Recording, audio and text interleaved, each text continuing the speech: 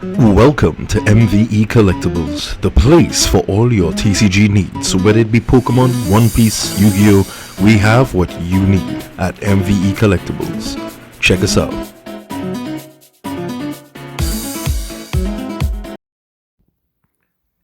Hey guys, it's Daniel's Review and I'm back and I'm going to look at Joshua Schmidt's top 8 YCS Balogna list.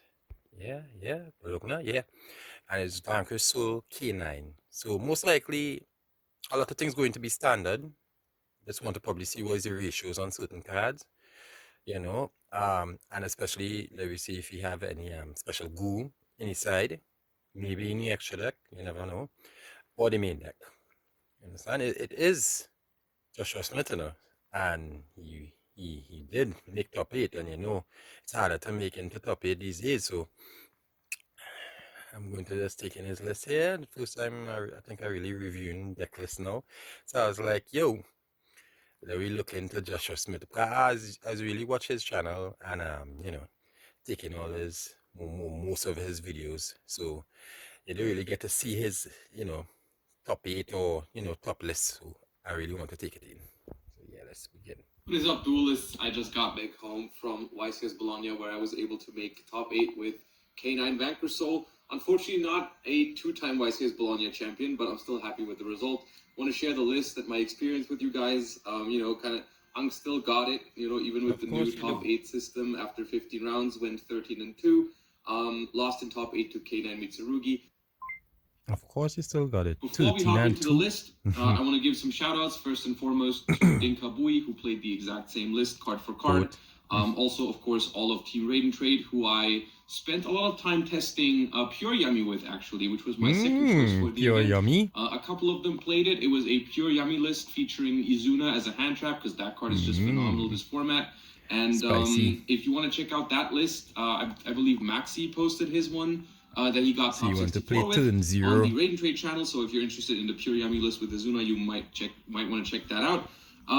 Playing turn 0 with Yummy. I had a great time at the event. Thank you everyone for rooting, and we're gonna go through the list, and I'm gonna talk about why I chose to play this deck in the first place. Okay. But we'll get to that as we go through the cards. So, starting with the cards, we have the Vanquish Soul cards, and obviously Vanquish Soul Holy Sue is one of the reasons to play this deck, because you get to play a very strong in-engine hand trap, of course. I did not resolve this card a single time going second in the entire event, actually, which is just due to the nature of Raisin being limited, so you have very few fire monsters. So I never got to resolve it, but it just being a level 5... well, I got to resolve it, but not going second as a hand trap. But rather, like, going first, you still summon it with Joko. You can search it with Raisin, and then you have your fire set up and stuff like that. So you get to resolve it, but it's not as easy to just hard open. Yeah, sometimes you might have a Raisin in hand. 3 Jiaolongs, which mandatory now with the K9s being part of the deck. Fire doesn't do much on its own, but level 5 Fire Vanquish Soul in its name is really all you need from it. Okay, I thought you would play one, but... with it maybe like twice over the course of the entire weekend, because you just don't have enough fires. 3 Madloves, your best Vanquish Soul normal summon of the deck to grab the field spell, of course, and then the 1 Raisin, sadly, just 1, followed by 1 Borger. Don't personally see a reason to play more than 1. This card is kind of a brick if you don't see your Vanquish Soul engine already, and even if you do, it's just like it's a nice bonus to have it if you can play with Vanquish Soul already, but it's not like insane this format. So there's not that much targeting negation. I feel like not that much imperm, not as much Veiler, so it loses some value there. Also, the K9 cards give you a lot of darks, and then 1 Valius to maximize on your Vanquish Soul interruptions, of course, and honestly, these cards, as much as I like Vanquish Soul, and as much as I would love to tell you that these are the stars of the deck, the real heavyweight, the real lifting comes from the K9 package. And these cards are super well positioned in the current format. Triple Noroi, triple Jokul. This card is absurd. It's basically impossible to interact with this card with quote-unquote fair hand traps, like the one-on-one Imperm, Veiler, Ash, what have you. You need to basically meet Jokul with like a Charmy or a Droll and Lockbird or you are not going to stop me from playing, which is a really unfair part of this deck, and really not what I usually liked Vanquish Soul for, but, you know, it is just the way we have to play this deck now because they took away Raisin and Stake Your Soul, so you're forced into this direction, but honestly, this is what makes the deck work in the current format. As well as Izuna. These cards are super well positioned. This deck has a great Draco Tail matchup, which was one of the main reasons I wanted to play it. I faced, I believe, 6 or 7 Draco Tail in the tournament, and I beat every single one of them. And I believe the majority of them were 2-0s, because the Draco Tail deck just has a really hard time dealing with your pushes, especially because all the canines, or specifically Jokul, you just summon the stuff in defense, so they can't Basically anything. monster reaction. Lupus makes your stuff untargetable, and Izuna is a great hand trap. Hey, cat! And Charlie agrees that the Draco Tail Oh god, you say you wanted that cameo. And then we got one lantern, of course, the extender, not a starter on its. I mean, it technically can start you off because you can normal summon it at the start of the game. You're trying not to do that. Of course, you're trying to revive with it. But yeah, so the K9 engine is really what makes this deck broken, and the Vanquish Souls are more like a bonus and just happen to have a bunch of level 5s in the mix. And it just happens that the pure K9 deck isn't strong enough, so you need something on top that you can convert this into, because this produces a lot of bodies, but there's not that many good rank 5s that you want to make on turn 1. So you usually, if you don't have access to the Vanquish Souls, you just turn these into Ripper plus Saryuja, and that probably draws your Vanquish Souls, and then there you go.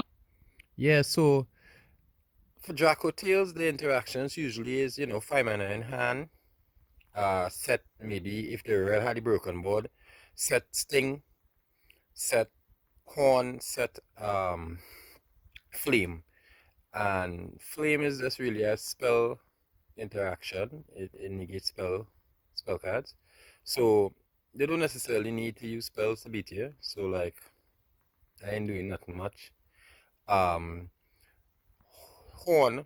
you need to target the attack position once. So now the amount of pushes this deck have, like the Vanquish Soul part, they could, like, if you try to target with Horn, they could just bounce with Caesar or what is call it, Borga, and dodge that. Or if they bring down Holy Sue, they could just bring it in defense mode. Oh, Charlotte, I'm bringing it in defense mode and then make it, XYZ or whatever. We'll see it, if they use, what is called this monster, Lantern. No, not Lantern. Lupus. And they put down it XYZ. You just bring the Lupus in defense mode, make a XYZ. You can't target it now. So Horn does be like, not really saying anything.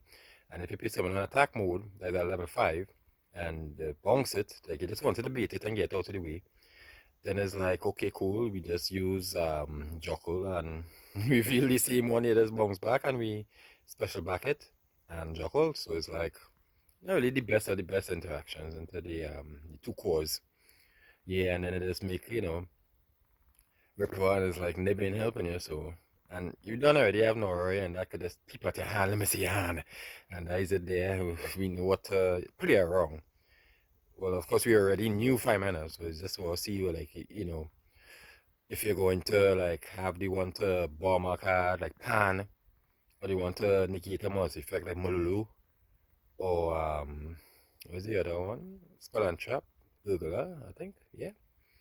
So it's like, a random hand trap, so it's like, yeah, it really has a great matchup into Draco Tail. Especially pure, but nobody really play pure, so it won't be like branded Draco Tail. But yeah, it has a great, it's a meta call because most likely people will be playing Draco Tail, so a lot of people was playing Vanquish, so K9 to counter it because a lot of people was playing Draco Tail. Especially Draco Tail was trying to counter Mitsurugi Yummy, so it's like a kind of 3-way, the 3 main decks in a circle, a triangle, sorry. Yeah, nothing might happen. Yeah, Joshua. Additional hand traps. We got 3 Fuva. This card is essentially mandatory in this format if you want to have any chance in game 1, going second against decks like this one, Mitsurugi Yummy, Pure Yummy, Malice. Like this card is extremely important. Triple Ash Blossom because it beats Fuwa and also because it's a fire, really important in this deck. Double Bell I just wanted some more non-engine, and Bell was like the next best option in my opinion in the main deck. Didn't want to play Nibiru because it's very awkward against Draco Tail and doesn't have the right attribute either. So Ghost Bell was decent. This is a flex spot though. Everything else so far I would consider mandatory at the moment. But the bells are something that I liked them, but they are not like set in stone. You could play something else here. Still good against one Yummy Magna, when they try one to tag Druis, out. mainly because I really wanted to play Magnamood in this deck because it allows you to interrupt Mitsu or Yummy and some other decks in the format while also producing like another card in your hand in the end phase, which lets you keep up the attributes and the grind game. This deck already has a really strong grind game, so having a Magnamood on top of that really lets you outgrind those Mitsurugi decks. Specifically, really solid. I like those two a lot, and of course Magnamood can also search you Caesar if you want an Earth or a Vanquish Soul instead of the Druis Worm. And then one Shifter because you can. This deck is not really bothered by it. I mean, some of the stuff you do doesn't work. Like, for example, sometimes you can Azuna send Lupus, or you won't be able to resolve a Lantern when you Shifter, or you can't use Rock to add back a Vanquish Soul. But for the most part, that is all very minor. And if your opponent is playing a Yummy package or a Draco Tail deck, then Shifter basically just completely skips their turn. Now I now say Shifter. Sometimes I got certain decks is turn skips. Mind you, Josh out here disrespecting you with a common Dimension Shifter. Oh my gosh. You know, be like, it's a wonderful. I'm gonna hit you, QCR now. I'm gonna play with what I have. Here, take this common Dimension Shifter. Oh my gosh. He probably just, you know, together what he had, his core or whatever, find some randoms, maybe borrow some cards he missed. It's like, yeah, woof. I'm gonna just, you know, go with this pile here. I'm gonna just randomly hit you this common Dimension Shifter out of nowhere. Oh my gosh. You side it out against most decks that involve any sort of like K9, Mitsu, and of course Malice, but it still covers a large portion of the format, and I don't really have to explain why Shifter is a broken Yu-Gi-Oh card. So yeah, won me a couple of games over the course of the tournament. Didn't draw it super often, but the few times I did, it was pretty good. Double case for K9. It is technically a one-card starter. It's also worth mentioning. It's the worst one because it plays into Droll immediately. And with both Noroi and Jokul, you have the option to play around Droll basically completely. What I end up doing a lot of the time is just make Ripper before I even search with the Jokul. Like, I won't search with the Jokul when it's on the field for the first time. I'll make a Ripper, search with the Ripper, and then if I get rolled, I can negate the Droll with the Ripper and then get my searches later anyways. Because you can, for example, you can go Lantern, bring back the Jokul, and then you can still search with those. But, like, Case is a good card in this deck. I do side out 1 going second basically all the time, and didn't want to play 3 because it's a spell, doesn't have an attribute, and usually throughout your combo you're going to search it anyways. It just happens to be your worst starter as well. So press fast forward by mistake. I decided to main deck the quick play spell. I'm not main decking the Vanquish Soul Trap card. I only wanted to play one of the two. Decided on the K9 Force Release because I figured it would be the way better plan into Fualos to just make Ripper, get the search for an Azuna on their turn, as well as set the quick play spell for free. Which is a really solid setup into Fua with just 1 draw. Vanquish Soul, like, it's just not as reliable because you don't have as many Vanquish Soul starters. So let's say you get Fuwa on your K9 cards, you can't go all the way into Saryuja under Fuwa. At least I don't think it's feasible. And therefore, like, getting to the trap card under Fuwa is not as easy as getting to this. I didn't want to play both in the main deck. I'm siding the trap card. But this also is slightly better going second if you happen to draw it, because you can actually use it as a quick play spell. So if you can play, make an Exceed, you can actually make use of this card as opposed to a trap card that you have to set and wait a turn. For the Vanquish Soul stuff, we have Vanquish Soul Start, Rhoda, and the one Stake Your Soul. So for Vanquish Soul, Start, Borger, and Caesar Valius are kind of like engine requirements, but they're not really bricks as long as you have access to any of the other Vanquish Souls, because then they actually become pretty good. Unless you draw specifically Start with Madlove together, which happened to me a couple of times, but so be it. There's no secondary target for Madlove in this deck because I'm not main decking the trap, but post side, it's going to be there. So yeah, the deck felt pretty good. The main deck I was really happy with, honestly. I have almost basically no complaints other than saying like the Bell and the Bastials are not mandatory, but I did really like them. So let's get into the I guess the extra deck. Book Vanquish Soul card now really So we've got strong in this two format copies right now. of Vanquish Soul, Rock of the Vanquisher, one copy of SP Little Knight, and one copy of Saryuja. That's all we have for the Link monsters. Of course, these are self-explanatory, and Saryuja is to bridge K9 into Vanquish Soul if you happen to not draw your Vanquish Soul half of the deck. And this also, in some hands, fixes the problem of drawing Noroi and Madlove together because those are conflicting normal summons. You just have to decide based on what your hand looks like. Do I want to start Noroi? Do I want to start Madlove? Madlove is the one that's worse into Droll and Lockbird, but better into Fua. And of course, Noroi the other way around. Noroi is also way weaker into Imperm, because with the Madlove, you can at least turn it into the Rock and then keep playing with that. But if you ever decide to start playing with Noroi, what I would end up doing is this eventually specials the Madlove from my hand. One Ripper. Wish I had room for two, but decided to go for some more utility instead. I was honestly fine with one Ripper. Sometimes wanted the second, but usually was able to pull it off without it. One Jax and one Werewolf. I think having both of these is essential. Werewolf is most of the time the correct option to go into with the quick play spell, the more powerful option on the opponent's turn, because getting to see their hand and then banish a card from it is completely absurd. But then also I really wanted the Jax because having a second K9 Exceed in the extra deck for when you are locked into K9s because of Noroi's effect, or when you're making a rank 5 on the opponent's turn with Lupus, having another one that immediately offers you removal is really nice. So I would really recommend playing all three of these. One Tiraz, which is supposed to help a lot against like decks like Mitsu Yami, and I guess also Mitsu K9 for that matter, because it can't be destroyed by card effects. And if you have a Lupus under it, it also cannot be targeted, meaning that the Mitsurugi engine simply cannot out it. At the end of the battle phase, it'll pop a card if it has battle. So what you're trying to do is you're trying to go battle phase, attack. At the end of the battle phase, try to hit the Mitsurugi trap card, and then main phase 2, make a big Zeus to out their board. Which, you know, I guess in my top 8 feature match, I learned you're supposed to put it in the extra monster zone, which is something that I didn't really think of the Gorgon in that moment. It was just something that because I picked up Vanquish Soul kind of last minute and I was going to play Yami instead. I feel like I played the deck well over the course of the weekend, but that one specific interaction with Tiras against the Gorgon is something that I hadn't encountered before, because people just told me like relatively short-handed before the tournament, like, hey, this is something you should be doing if you're playing Azuna. That's something you overlook. And so... yeah, but I thought about it, and I don't think I would have won that game 1 in top 8 regardless. And to be honest with you, if you're playing a K9 combo deck, you kind of just like accept the fact that if you lose the dice roll in a K9 mirror match, it's going to be pretty tough going second. That is just the nature of the combo heavy nature of this deck, really, after adding the K9 cards, which is my least favorite aspect of the deck, but it is what it is. You know, it is what I had to do, or it is what has to be done in order to play Vanquish Soul. And I think it was a really good meta call because it has a really good matchup against Draco Tail. And also, like, the other matchups are fine, but the side tech specifically makes the other matchups a lot better.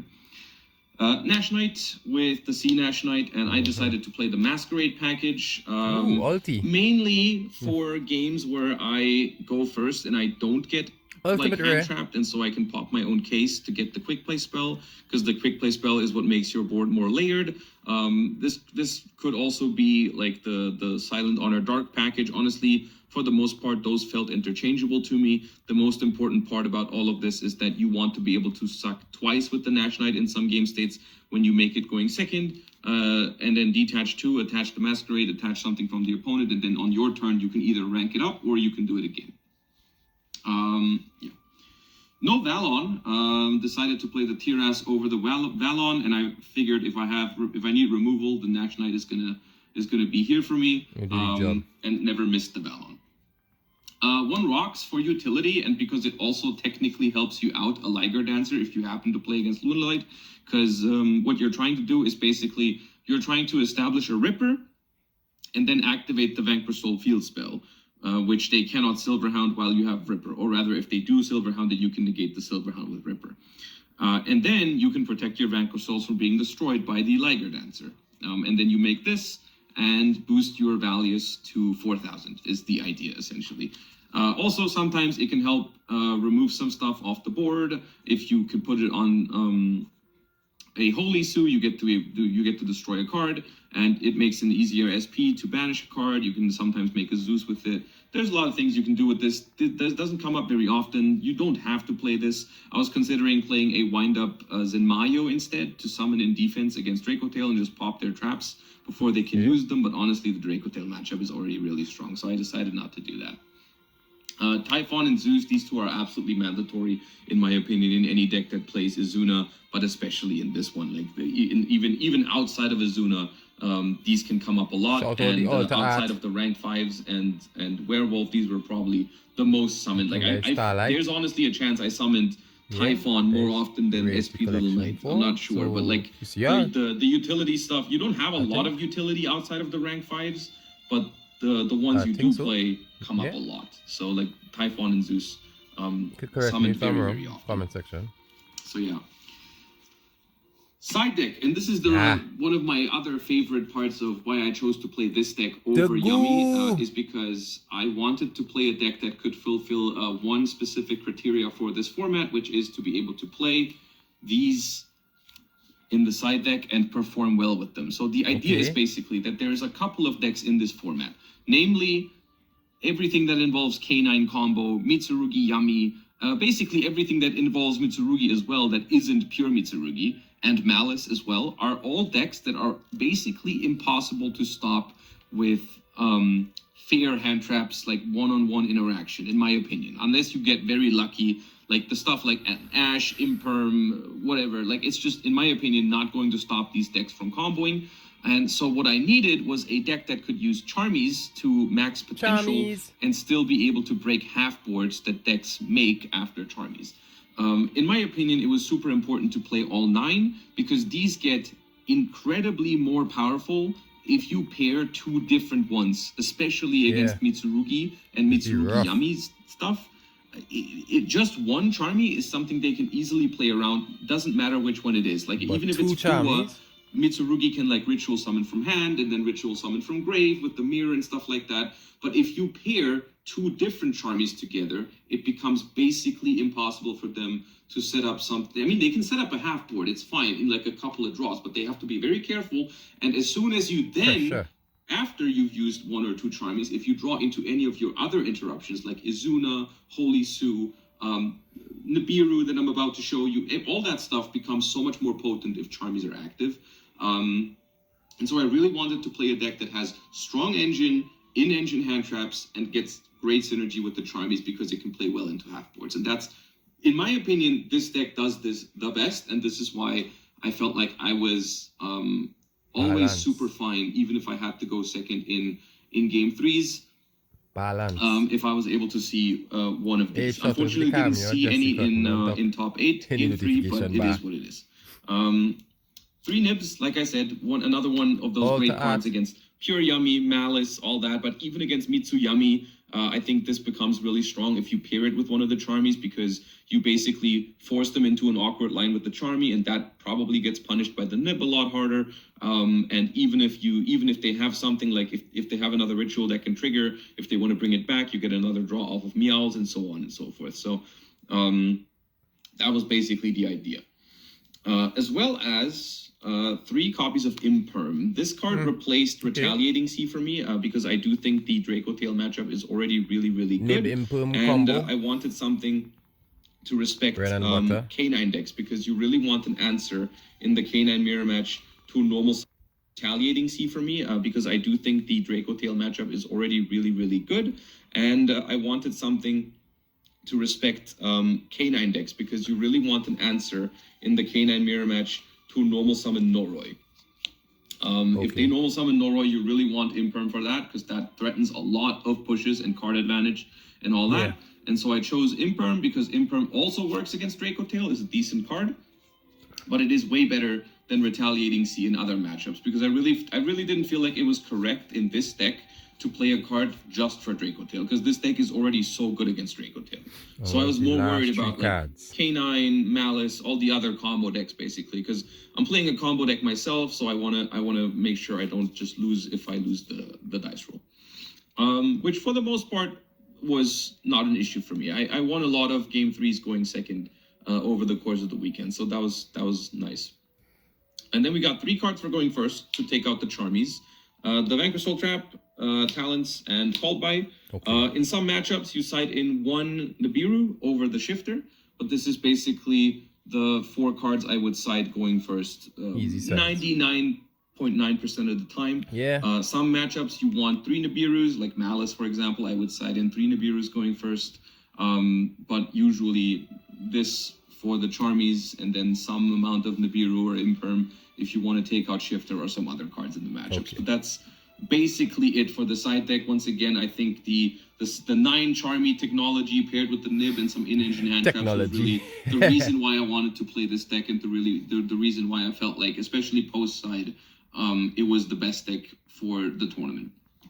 So yeah, that was the deck list. Once again, I think top 8, despite the Tiras not going in the EMZ, which is just due to me not having enough practice with that specific, technology, because I kind of switched to this deck last minute. I'm not too mad about it. I think I probably lose anyways, but I can't complain about it. Because it just was something that was due to, something I could have prepared for better. Other than that, event was a blast. Had a great time. Shout outs to Emre, Niels, and Maxi who traveled with me. Had a wonderful weekend. Thank you all for cheering. Hope you enjoyed the deck list. And yeah, happy to finish in top 8. Thank you for watching. Like, comment, and subscribe, and I'll see you next time. Lovely. Yeah, so that was Joshua Schmidt's top 8 YCS Balogna Vanquish K9 list. Basically pretty standard. Of course, I like this word he's used, technology. So he was using the T-Raz technology. It's T-Raz or T-Raz? The rank 5, and then going to, Zeus afterwards. So having that with a lupus underneath it, yeah, can be destroyed, can be targeted. Strong. And then Zeus board, very strong. Charmies, having all Charmies, yeah, imagine getting double Charmy going against him second and it giving him attributes. It's like, that's really rough. But then you start to get Holy Sue, Borga, them kind of thing, Caesar. Yeah, that's rough. And then Zuna jump down and Chilupus engraved, make Typhoon according to what your deck is, if it's about, like, guys make 3,000 attack monsters or higher, or just make Tyrios as you saw with technology, and then attack into your Zeus board and then proceed to combo. Especially if your boys are half board, like you get double Charmy, of course. So yeah, everything seems to be basically standard. I just want to see some ratios, like the Xiaolong, yeah. Some decks play 1, some decks play 3. So on its own, it's like not like but we need to have the the amount of level 5 is high for the Vanquish, for the K9 part. But yeah, as you say, there's most of the heavy lifting, the K9 part. But yeah, the deck looked pretty solid. Yeah. So shout out to Joshua Schmidt, and that was me just taking in his deck list, and it was good. It was good, definitely, because hey, 13-2, that is not no small feat, So congratulations to him, and this is Danny's review, and